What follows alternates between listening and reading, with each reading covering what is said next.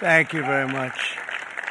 Thank you. Nice crowd. What a good-looking group of people. Well, we have some very, very good news today, and a lot of good things are happening for our country. Please sit down.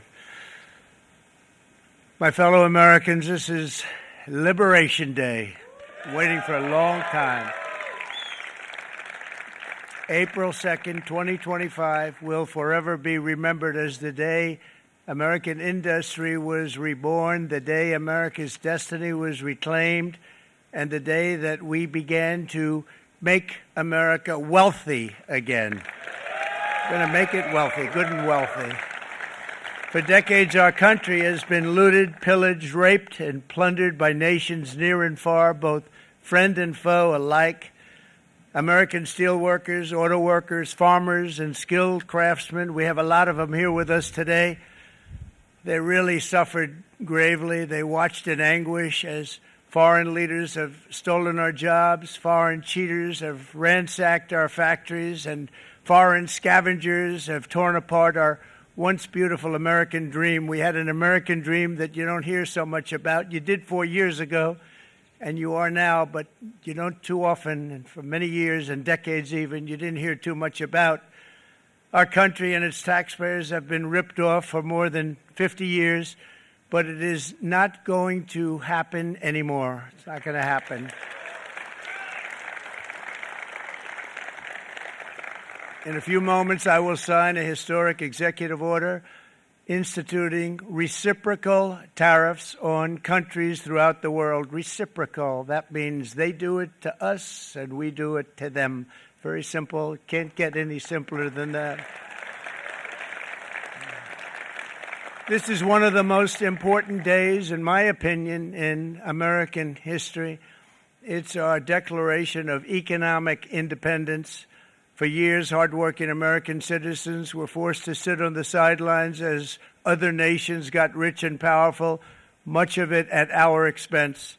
But now it's our turn to prosper, and in so doing, use trillions and trillions of dollars to reduce our taxes and pay down our national debt, and it'll all happen very quickly.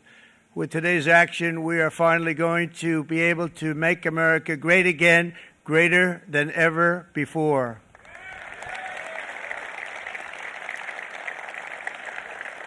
Jobs and factories will come roaring back into our country, and you see it happening already. We will supercharge our domestic industrial base. We will pry open foreign markets and break down foreign trade barriers. And ultimately, more production at home will mean stronger competition and lower prices for consumers. This will be indeed the golden age of America. It's coming back. We're going to come back very strongly. We're pleased to be joined on this momentous occasion by Vice President J.D. Vance. J.D., thank you. Thank you. Thank you very much. Where are you, J.D.? No, that wasn't too hard to find. I was looking, he likes to take a low-key attitude, so it'd usually be sitting right in front. He's gaining a lot of confidence, Mike, isn't he? And nearly my entire cabinet is here, as well as Speaker Mike Johnson, who's done an amazing job. And with the great success we had last night in Florida, we have a majority of 7. And 7's like a lot when we had it at 1, right? You've done a fantastic job. And many of the members of the House and Senate are with us. Senators, Congressmen, thank you all for being with us. We appreciate it. For decades, the United States slashed our trade barriers on other countries, while those nations placed massive tariffs on our products and created outrageous non-monetary barriers. to decimate our industries, and in many cases, the non-monetary barriers were worse than the monetary ones. They manipulated their currencies, subsidized their exports, stole our intellectual property, imposed exorbitant VAT taxes to disadvantage our products, adopted unfair rules and technical standards, and created filthy pollution havens. They were absolutely filthy, but they always came to us and they said, we're violating, we should pay for it. It's all detailed in a very big report by the U.S. Trade Representative on foreign trade barriers, and I'll just hold it up for you. It's available, and you don't have to pay too much. As I understand it, you'll pay nothing. It's a lot of work for something, actually, because it's a special book. It's very, frankly, it's very upsetting when you read it, when you see what people have been doing to us for 30 years.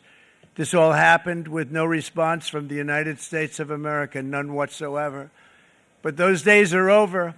Let me offer just a few examples of the vicious attacks our workers have faced for so many years. The United States charges other countries only a 2.4 tariff on motorcycles. Meanwhile, Thailand and others are charging much higher prices, like 60%. India charges 70%. Vietnam charges 75%, and others are even higher than that. Likewise, until today, the United States has for decades charged a 2.5 tariff. Think of that, 2.5% on foreign-made automobiles. The European Union charges us more than 10% tariffs, and they have 20% VATs, much, much higher. India charges 70%, and perhaps worst of all are the non-monetary restrictions imposed by South Korea, Japan, and very many other nations. As a result of these colossal trade barriers, 81% of the cars in South Korea are made in South Korea. 94% of the cars in Japan are made in Japan. Toyota sells 1 million foreign-made automobiles into the United States, and General Motors sells almost none. Ford sells very little. None of our companies are allowed to go into other countries. And I say that, friend and foe, and in many cases the friend is worse than the foe in terms of trade. But such horrendous imbalances have devastated our industrial base and put our national security at risk. I don't blame these other countries at all for this calamity. I blame former presidents and past leaders who weren't doing their job. They let it happen, and they let it happen to an extent that nobody can even believe. That's why, effective at midnight, we will impose a 25% tariff on all foreign-made automobiles.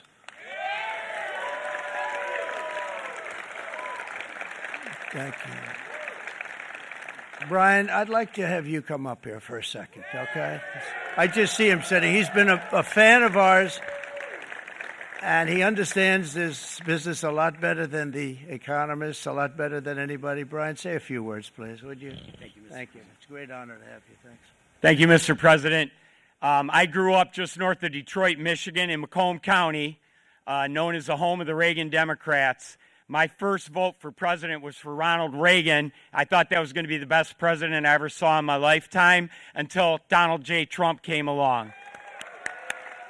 I have watched my entire life, I have watched plant after plant after plant in Detroit and in the metro Detroit area close. There are now plants sitting idle. There are now plants that are underutilized, and Donald Trump's policies are going to bring product back into those underutilized plants. There's going to be new investment. There's going to be new plants built. And the UAW members, and I brought 20 of them with me, they're sitting right over here. We support Donald Trump's policies on tariffs 100%. So, Mr. President, we can't thank you enough. And in 6 months or a year, we're going to begin to see the benefits. I can't wait to see what's happening 3 or 4 years down the road. Thank you, Mr. President. Thank you. What a great guy. He got it right from the beginning. He got it before almost anybody else. This group over there, they got it too. And, you know, we won the state of Michigan. We won almost all of them. But we won Michigan by a lot, and I want to just thank you all. The auto workers were fantastic. The Teamsters were fantastic. Everyone was Pretty good, I will tell you. Thank you very much. I appreciate it. You're going to be very happy very soon, and you probably see what's happening with all of the, not only car companies, but car companies in particular. You see it with all of the ones they're moving, they're announcing day in, day out. You're seeing it. Nobody's ever seen anything like that. With today's actions, we're also standing up for our great farmers and ranchers who are brutalized by nations all over the world. Brutalized. Canada, by the way, imposes a 250 to 300% tariff on many of our dairy products. They do the first can of milk. They do the first little carton of milk at a very low price, but after that it gets bad, and then it gets up to 275, 300%.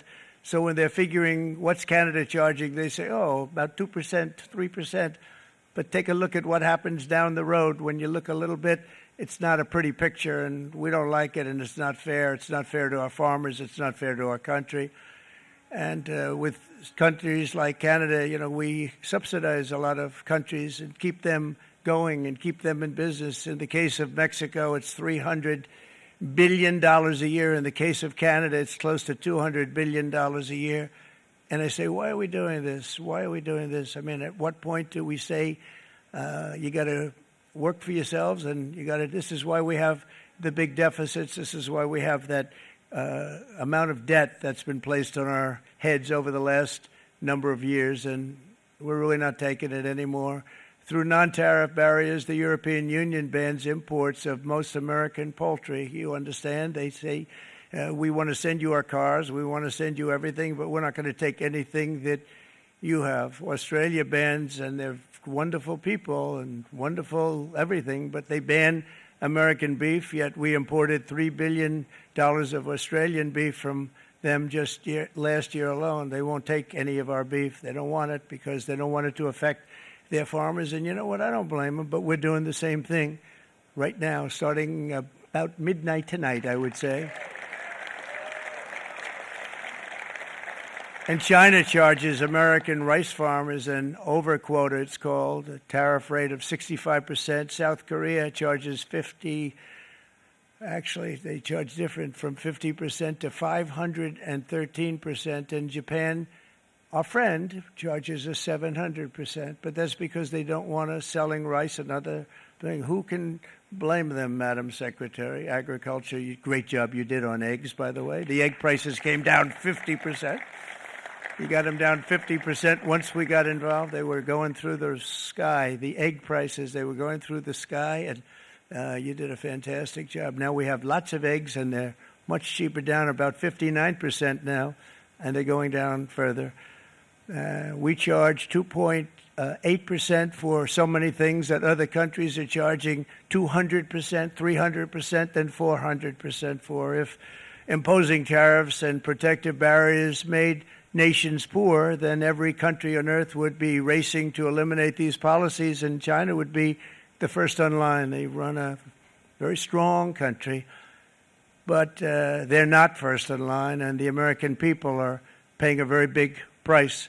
From 1789 to 1913, we were a tariff-backed nation, and the United States was proportionately the wealthiest it has ever been. So wealthy, in fact, that in the 1880s, they established a commission to decide what they were going to do with the vast sums of money they were collecting. We were collecting so much money so fast, we didn't know what to do with it. Isn't that a nice problem to have? What do you think, Marco? Good problem?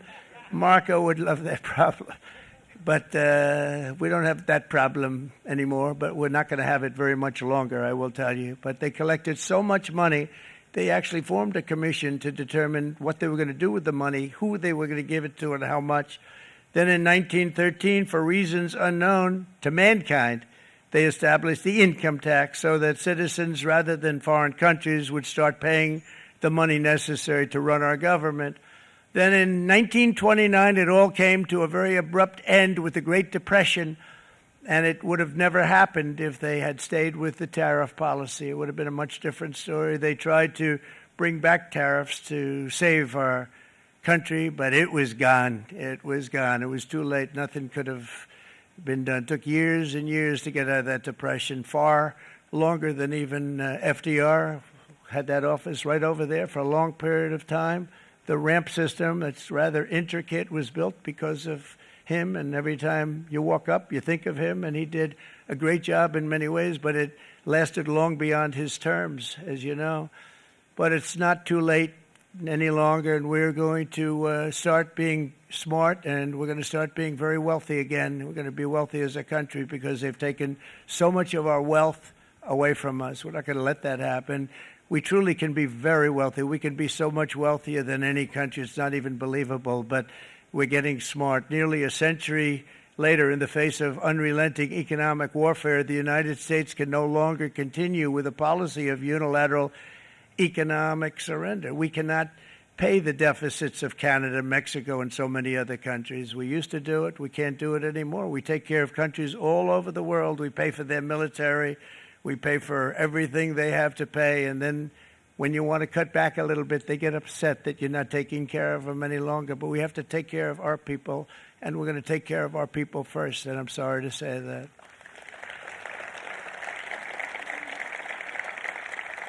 And today we're standing up for the American worker, and we are finally putting America first.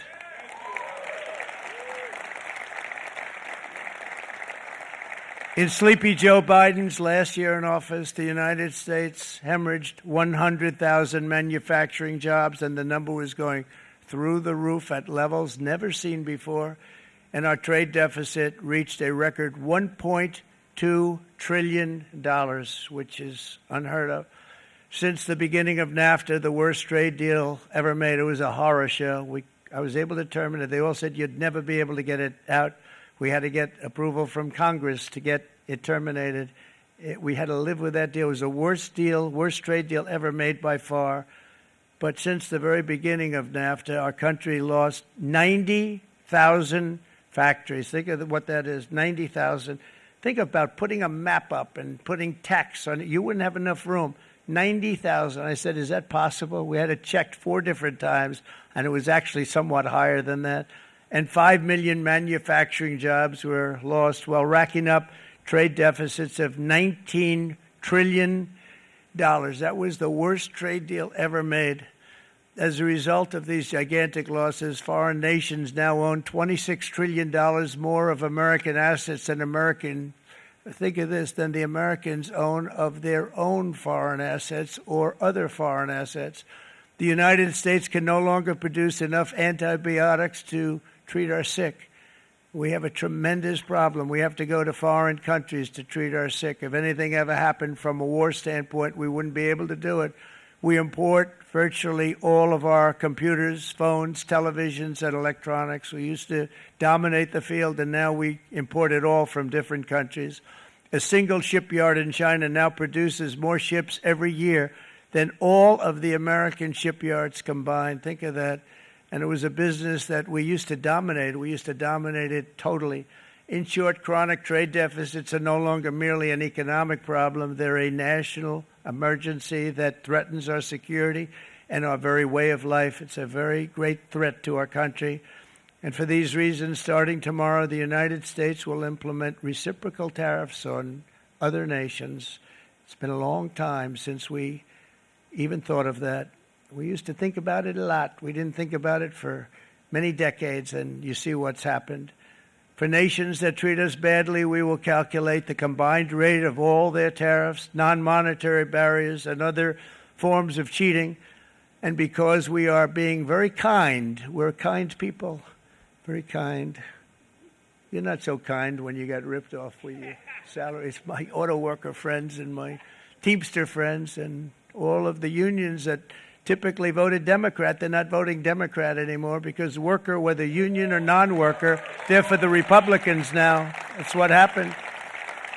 But we will charge them approximately half of what they are and have been charging us. So the tariffs will be not a full reciprocal. I could have done that, yes, but it would have been tough for a lot of countries who didn't want to do that. I'd like to see the chart if you have it. Could you bring it up, Howard? This is our great Secretary of Commerce, Howard Lutnick. Thanks, Howard. So if you look at that China, first row. China, 67%. That's tariffs charged to the USA, including currency manipulation and trade barriers. So 67%, I think you can, for the most part, see it. Those with good eyes, with bad eyes. We didn't want to bring, it's very windy out here. We didn't want to bring out the big charts because it had no chance of standing. Fortunately, we came armed with a little smaller chart. So it's 67%, so we're going to be charging a discounted reciprocal tariff of 34%. I think, in other words, they charge us, we charge them less. So how can anybody be upset? They will be, because we never charge anybody anything, but now we're going to charge. European Union, they're very tough, very, very tough traders.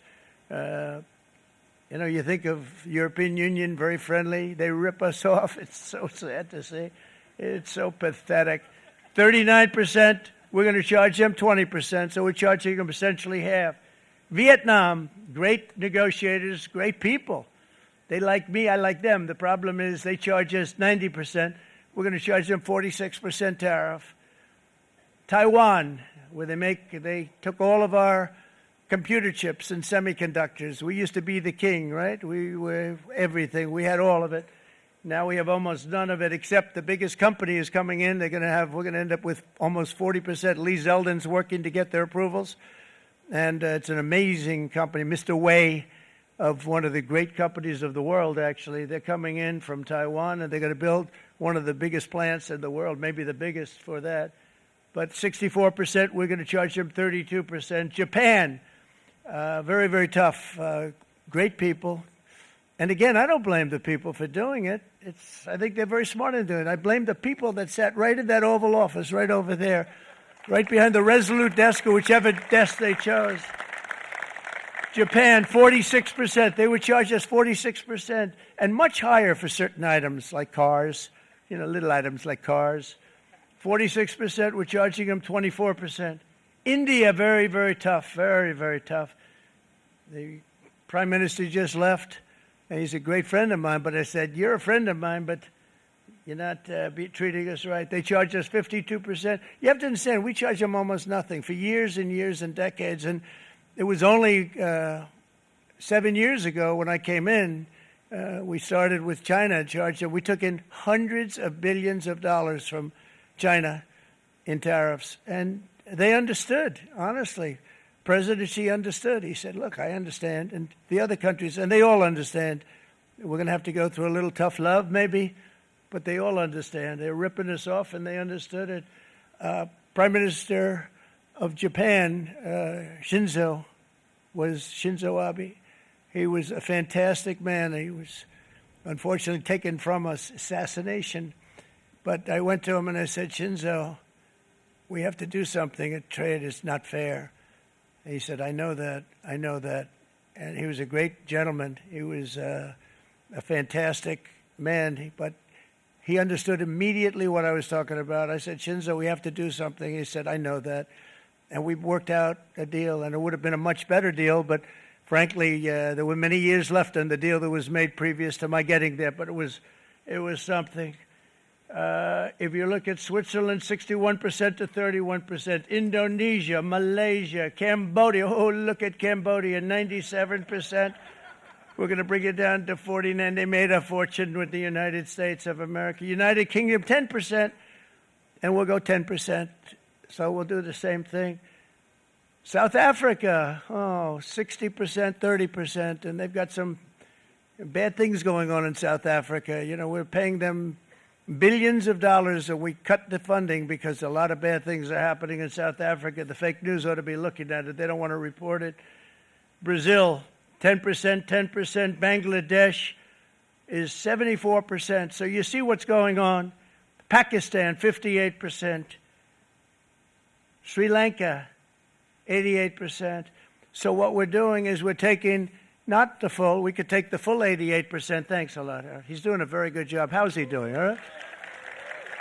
I think you better take it with you. It's not going to last very long. He's going to put it, it's going to follow you down with the wind. I brought a hat just in case it got too windy, but here, would anybody like a hat? I'm not giving it to a cabinet. I'm giving it to the auto workers. Come here.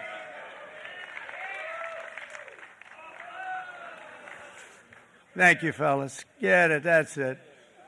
That's it. They deserve it more than our cabinet. Our cabinet has plenty of hats. But you see the numbers. The numbers are so disproportionate. They're so unfair. At the same time, we will establish a minimum baseline tariff of 10%. You notice that on the chart? And that'll be on other countries to help rebuild our economy and to prevent cheating. So we're going to have a minimum of cheating, and we're going to be very severe on the people that at the gate that watch the tariffs and watch the product coming in, because there's been a lot of bad things happening at the gate because the money is so enormous that you're talking about. There's never been probably anything like it in terms of the enormity, and there are a lot of bad things happen at the people that do the check-in, and they're looking at 10-year jail sentences if they do play. We're going to treat them so good, but if they cheat, the repercussions are going to be extremely strong. Foreign nations will finally be asked to pay for the privilege of access to our market, the biggest market in the world. We're right now the biggest market in the world. We had a great country 4 years ago in terms of the economics. We were doubling up on China. We were doing so well. Nobody was going to catch us, but so much of it slipped away over the last 4 years under Biden. I campaigned on this policy throughout last year, and today that promise was made, and it was also a promise, as you know, that was kept. Promises made, promises kept. To any company that objects to our common sense reciprocal tariffs, again, reciprocal, back and forth, back and forth. And I call this kind reciprocal. This is not full reciprocal. This is kind reciprocal. But what we do is we cut it in half. We charge them. My answer is very simple if they complain. If you want your tariff rate to be zero, then you build your product right here in America, because there is no tariff if you build your plant, your product in America. And we've seen companies coming in like we've never seen before. Likewise to all of the foreign presidents, prime ministers, kings, queens, ambassadors, and everyone else who will soon be calling to ask for exemptions from these tariffs. I say, terminate your own tariffs, drop your barriers, don't manipulate your currencies. They manipulate their currencies like nobody can even believe, which is a bad, bad thing and very devastating to us. And start buying tens of billions of dollars of American goods. Tariffs give our country protection against those that would do us economic harm. And many people were looking to do us economic harm. Maybe not so obviously, but they were doing tremendous economic harm. But even more importantly, they will give us growth. These tariffs are going to give us growth like you haven't seen before. And it'll be something very special to watch. I am so looking forward. And Brian, it's going to happen even faster than you said. You know, you might say, but it's already started. It's already started.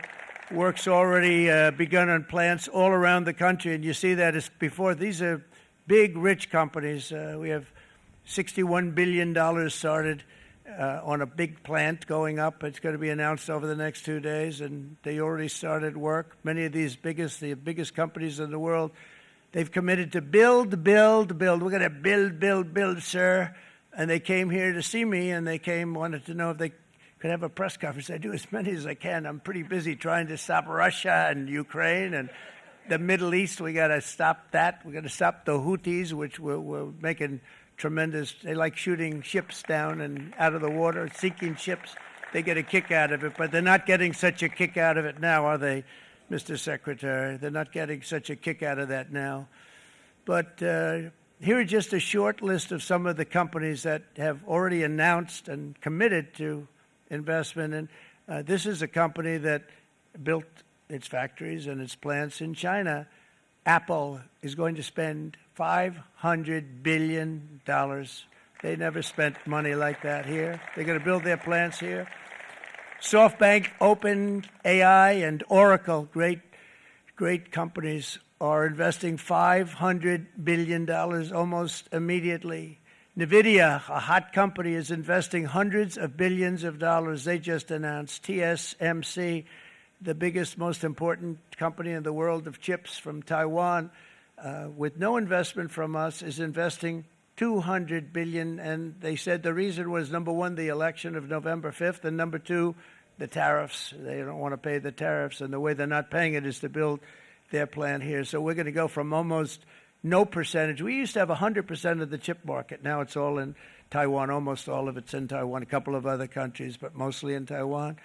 And think of it, we had 100%. We lost it because of people in that office that didn't do their job. They allowed it to be stolen from us. Johnson & Johnson, great company, $55 billion. Eli Lilly, $27 billion. Meta is investing $500 billion. Wow.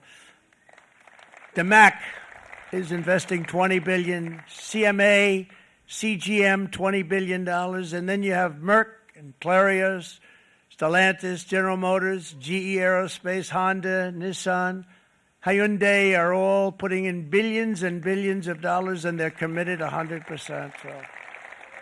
And we've never had, and this is after 2.5 months. This is after just a short, this all took place as soon as we came out with what everybody wanted to do. You know, I watched a gentleman today on television, used to work with Lee Iacocca, a very respected automobile person, and he said, you know, because they were asking people, they try and get as many negative people as they can, but they can't find them too much. It's pretty hard to find in terms of what we're doing, especially when they see all this investment. They said, so tell me, what do you think of what Trump is doing from the automobile standpoint? He said, I can't believe it. Somebody is finally, he's an older guy, real pro, really top guy, with Lee Iacocca. He said, I never thought I'd see the day when this would happen, where somebody had the courage to go and do what has to be done. This is transforming our nation. Our entire nation is going to be transformed, not only with the cars, but on every single other item that's built. We're going to become an industrial powerhouse. And he said that so beautifully today. In fact, I'm going to find out, I'm going to get a tape, and Bruce, I'm going to get that tape, and I'm going to send it to you out in Long Island, and you're going to play it for the people. And all your union workers and your non-union workers out there, you got a pretty even split. But we have, so far, it looks like we're going to have about $6 trillion of investments, and you wouldn't do that in years in this country over the last number of years. $6 trillion, and that's going to be much higher by the end of the year. And think of what $6 trillion is. You wouldn't have even a small percentage of that under this other system. We're going to be an entirely different country, and it's going to be fantastic for the workers. It's going to be fantastic for everyone. There will never have been a transformation of a country like the transformation that's already happening in the United States of America. It's an incredible thing to watch, and it's incredible to meet with the top people, people that you read about, very wealthy people, or people that are great managers and executives and presidents of big public companies, and to watch the enthusiasm they have now that they didn't have. They gave up on our country. They went to foreign countries and they built. Companies are pouring into our country at levels never seen before, with jobs and money to follow, and it's really beautiful. In the coming days, there will be complaints from the globalists and the outsourcers and special interests and the fake news. Always, the fake news will always complain. But never forget, every prediction our opponents made about trade for the last 30 years has been proven totally wrong. They were wrong about NAFTA. They were wrong about China. They were wrong about the Trans-Pacific Partnership, which would have been a disaster if I didn't terminate it. If I didn't terminate that, United Auto Workers, you would have had no jobs in this country. You would have had no jobs. It was all going to other countries. In my first term, they said tariffs would crash the economy. Instead, we built the greatest economy in the history of the world. And again, I have great respect for President Xi of China, great respect for China, but they were taking tremendous advantage of us, and I commend them for that. I say, hey, if you can get away with it, that's okay. But, you know, they understand exactly what's happening, and they probably, most of them are saying it's about time they did something, but and they're going to fight, and they're going to fight fair. Everyone's going to fight. You know, it's like, I say to the leaders, look, you got to take care of your country, but we have to start taking care of our country now. We can't do what we've been doing for the last 50 years. From the day of my election, the stock market went up in my first term 88%. with NASDAQ going up 155%, more than any president has ever had in any term in office, by far. And I think we're going to blow that away. And maybe the numbers won't show, but I think they're going to show much better than even those numbers. But what you're going to see is you're going to see activity, that empty, dead sites, factories that are falling down. Those factories will be knocked down, and they're going to have brand new factories built in their place. They're not only talking about renovating, they're talking about brand new, the best anywhere in the world, the biggest anywhere in the world. I have a friend who builds car plants, and I said, I want to see the biggest and the best. He said, well, we have to go to Mexico. I said, no, I want to see it in the United States. He said, we're not building them in there. This is a year and a half ago during the campaign. He said, we're not building it. You'd have to go to Mexico. When I was starting to decide to run, and I went to number one in the polls very rapidly, let's say in the first hour, and then shortly thereafter, it looked like I was going to win, and the fake news was saying, "Oh no, don't do this." What they don't know is if I didn't win, they would have really been in trouble, because nobody wants to read them anyway. But I tell you what, when it looked like I was going to win, I announced that I was going to be doing exactly what we're talking about today. Great consistency, actually, because I've been talking about it for 40 years. But because I saw what was happening 40 years ago. If you look at my old speeches when I was young, very handsome, my old speeches, and that people would say, I'd be on a television show, I'd be talking about how we were being ripped off by these countries. I mean, nothing changes very much. The only thing that changed were the countries, but nothing really changes. But it's why it's such an honor. It's such an honor to be finally able to do this. If you look at China, I took in hundreds of billions of dollars in my term, hundreds of billions. They never paid 10 cents to any other president, and yet they paid hundreds of billions, so much so that Biden couldn't do anything. They wanted to try and terminate it because he had a very special relationship with China. You know what the relationship was? He had a special relationship. But the numbers were so big, that they couldn't do it. So they did ease it up. They did things that they shouldn't have done. They made it a lot more comfortable for them, but they couldn't do it because the numbers were hundreds of billions of dollars, and I did that. And we were on our way to doing something like incredible. And then we had a very bad election happen, a lot of bad things happened. So when I said we got to do it again, I said we have to make it too big to rig. And we made it too big to rig, and we won in records, and it was a monumental win. And it was such an honor to see so many of you, like Brian and your friends, here with us to celebrate, and to more importantly celebrate what we're doing, because that wouldn't be a full celebration if we didn't do this, because this will be an entirely different country in a short period of time.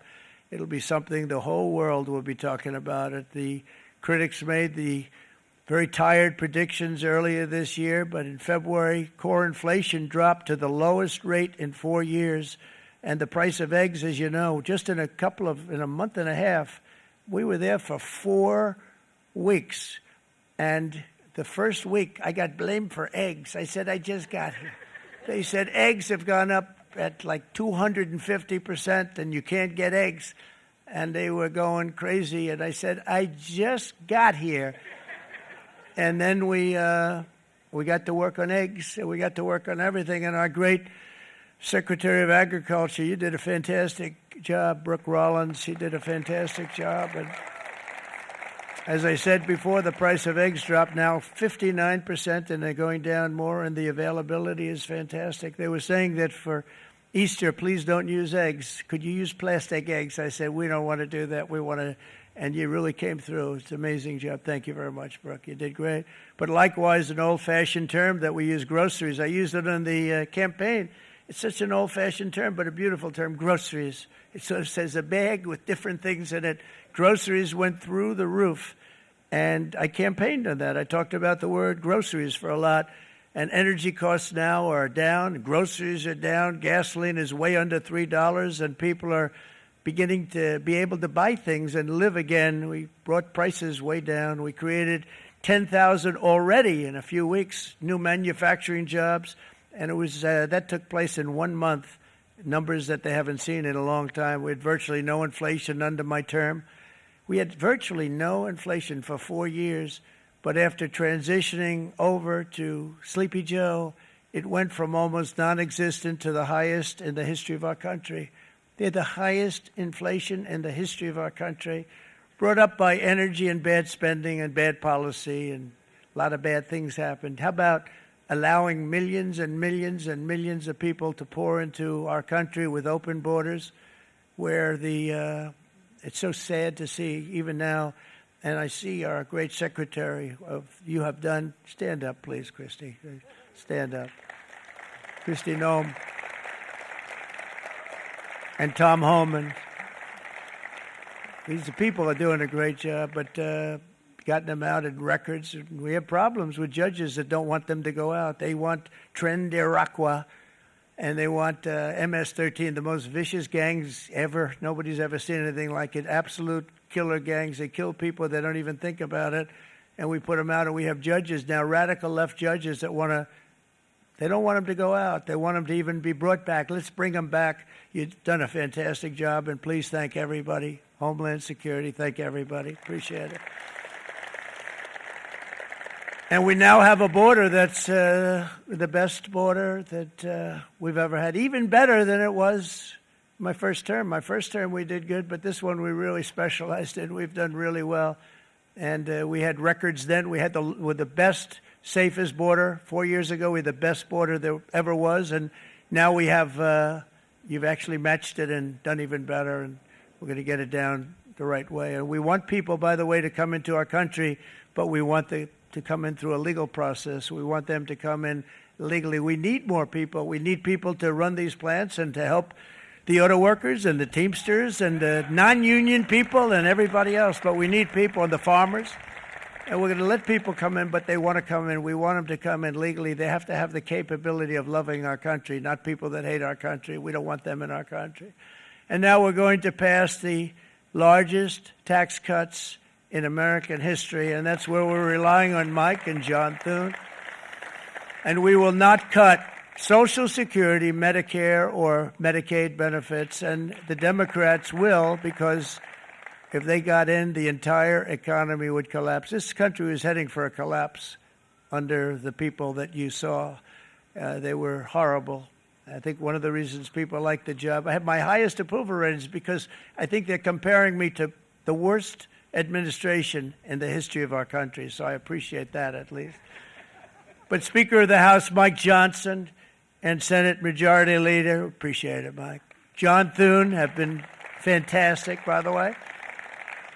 But they've been working tirelessly on taking the next step to pass the plan for our one big, beautiful bill. I'd like to name it that if you can. One big, beautiful. I made that statement about 6 months ago, and everybody calls it one big, beautiful bill. And it will be that. It'll have everything, the big tax cuts and every incentive there is. And it'll be fantastic. And by the way, for the cars, we're asking for an interest deduction on a loan. So if you build the car, only in America we do it, Brian. If the car's not built in America, you don't get the interest rate deduction. But if you build the car in America, if you buy a car, if it's built in America, then you get an interest rate deduction, tax deduction, and that's a big thing. It's going to be a big thing. I think that's going to pay for itself very quickly, that deduction. Never happened. We've never had anything like that before. Somebody said, where do you get the idea? Because it's so basic. You would think that would have happened a long time ago. It never did, and I'm very happy it didn't because now I can say that was my idea. But we're going to get us closer to the debt extension. We have to get the debt extension passed, and I know you're going to be able to do that, Mike, and it's very important that you do that. And all of the other things that the Senate budget plan gives us, along with working, because I know they're working together, John and Mike, and the two bills are going very well together. We need to get our shared priorities done, including certain permanent tax cuts. We want the tax cuts to be permanent, spending cuts, energy and historic investments in defense, border, and so much more. We're covering everything. These will be phenomenal. There'll be no bill like this going to straighten. One bill is going to straighten out our country for many, many years to come. And we said, let's just do it and let's get it done. And some guys will love it and some guys will like it a little bit less because they're not getting what they were exactly looking for, but they're getting a lot. They'll never, if we get this done, it'll be the most incredible bill ever passed in the history of our Congress and Senate and congressmen, the senators and the congressmen, many of whom are here today, will be very proud of themselves. I really believe that. It's going to set us on a whole new prosperous path. We're going to cut spending and right-size the budget back to where it should be. We're going to do that very strongly. Thank you, Rick. Thank you. John, thank you. Oh, look at all of our senators over there. Oh, boy, that's a nice group of people. But I won't like them so much if they don't get this bill done. That's a great group. And Congressman, thank you very much. I appreciate it. Tremendous people. The Senate plan is my complete and total support, and the House plan likewise is very similar. They're moving along pretty much at the same clip, and as soon as you're ready, you'll show it to me, and I'm sure it'll have my support, Mike. Every Republican congressman and senator must unify. We have to unify. We can't be separated. We have to get it done. We have to get absolutely everything we can, and we have to take care of the American people. That's the only thing that matters. We have to take care of the American people first. We need to pass this bill immediately, get it done, including debt extension. From this day on, we're not going to let anyone tell us that American workers and families cannot have the future that they deserve. We're going to produce the cars and ships, chips, airplanes, minerals, and medicines that we need right here in America. The pharmaceutical companies are going to become roaring back. They're coming roaring back. They're all coming back to our country because if they don't, they got a big tax to pay. And if they do, I'll be very happy, and you're going to be very happy, and you're going to be very safe. We're going to build our future with American hands, with American heart, American steel, and we're going to build it with American pride like we used to.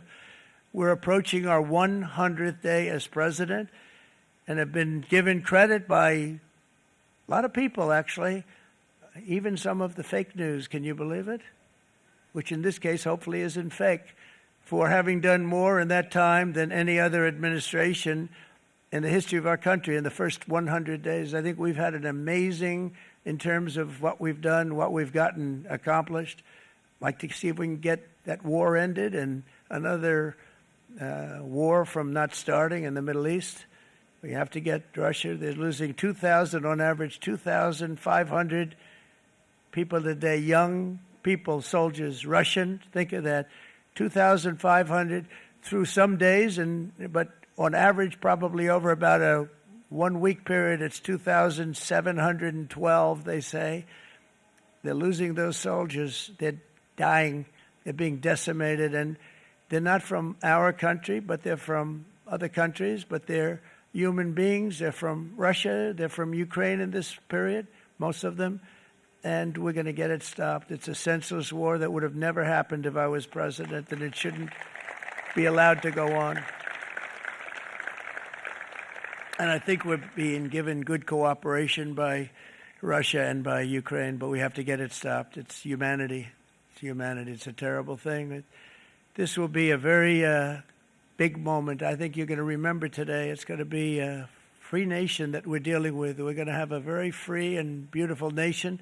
It's going to be Liberation Day in America, and it's going to be a day that hopefully you're going to look back in years to come and you're going to say, you know, he was right. This has turned out to be one of the most important days in the history of our country. God bless you and God bless America. Thank you, everybody. Thank you very much. Thank you. Thank you very much.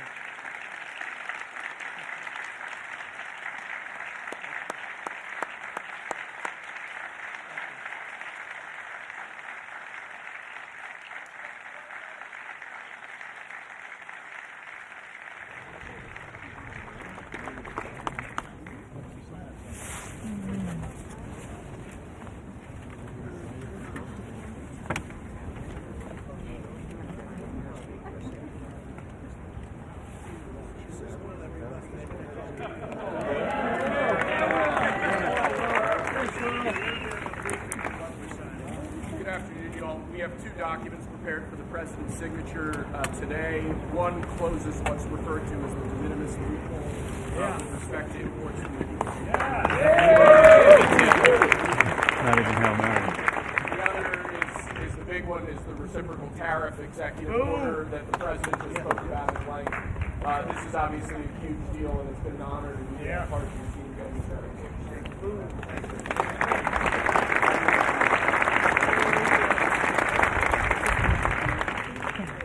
This is big stuff.